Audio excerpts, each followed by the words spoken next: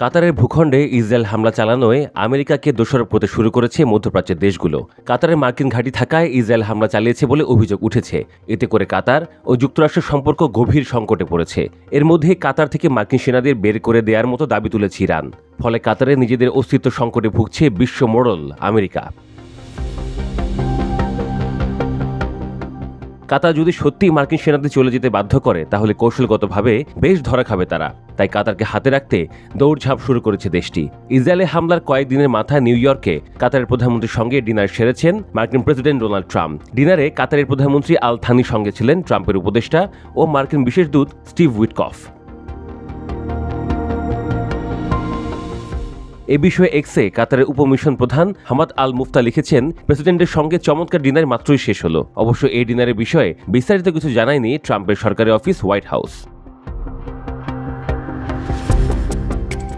এই ডিনারের আগে শুক্রবার হোয়াইট হাউসে মার্কিন ভাইস প্রেসিডেন্ট জেডি ভ্যান্স এবং মার্কিন পররাষ্ট্রমন্ত্রী রুবিওর সঙ্গে বৈঠক করেন কাতারের প্রধানমন্ত্রী। বৈঠকে তারা দোহায় হামাসের নেতাদের ওপর ইসরায়েলি হামলার বিষয় নিয়ে আলোচনা করেন। গাজা যুদ্ধ নিয়ে মধ্যস্থতাকার হিসেবে কাতারের ভূমিকা কেমন থাকবে তা নিয়েও আলোচনা হয়। এছাড়া কাতার ও আমেরিকার প্রতিরক্ষা সহযোগিতা নিয়েও আলোচনা করে দুই পক্ষ। ওই বৈঠকের পর এক বিবৃতিতে কাতারের পররাষ্ট্র মন্ত্রণালয় জানায়, গাজা যুদ্ধের শান্তি আলোচনায় কাতারের মধ্যস্থতার চেষ্টার জন্য প্রশংসা করেছে আমেরিকা। এছাড়া আমেরিকাকে একটি নির্ভরযোগ্য কৌশলগত মিত্র বলেও উল্লেখ করেছে কাতারের পররাষ্ট্র মন্ত্রণালয়।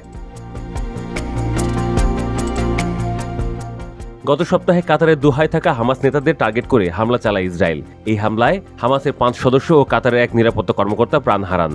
হামাসের ওই সদস্যরা গাজা যুদ্ধের শান্তি আলোচনায় অংশ নিতে কাতারে এসেছিলেন, কিন্তু আকস্মিক হামলা চালিয়ে তাদের হত্যা করায় শান্তি আলোচনা পুরোপুরি ভেস্তে যায়। এছাড়া এই হামলার মাধ্যমে ইসরায়েল কাতারের সার্বভৌমত্বের জন্য হুমকি তৈরি করেছে বলে সমালোচনার ঝড় ওঠে। এতে করে ইসরায়েলকে বিশ্বাসঘাতক বলে আখ্যা দেয় কাতার। কাতারের হামলার পর থেকে আমেরিকাকে দোষারোপ করতে শুরু করতে থাকে ইরানের মতো দেশগুলো। আমেরিকার অনুমতি নিয়েই ইসরায়েল কাতারে হামলা চালিয়েছে বলে অভিযোগ তোলে তেহরান। এই পরিস্থিতিতে কাতার থেকে মার্কিন সেনাদের বের করে দেওয়ার দাবি তোলে ইরান।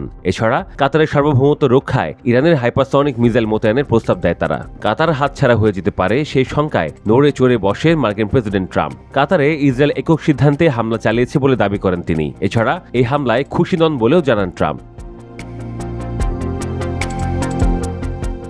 এদিকে এই পরিস্থিতির মধ্যেই শনিবার ইসরায়েল সফরে যাচ্ছেন মার্কিন পররাষ্ট্রমন্ত্রী রুবিও। সফরে হামাসের বিরুদ্ধে আমেরিকার অবস্থান এবং ফিলিস্তিন রাষ্ট্রকে স্বীকৃতি দেওয়ার সিদ্ধান্ত নিয়ে আলোচনা করবেন তিনি।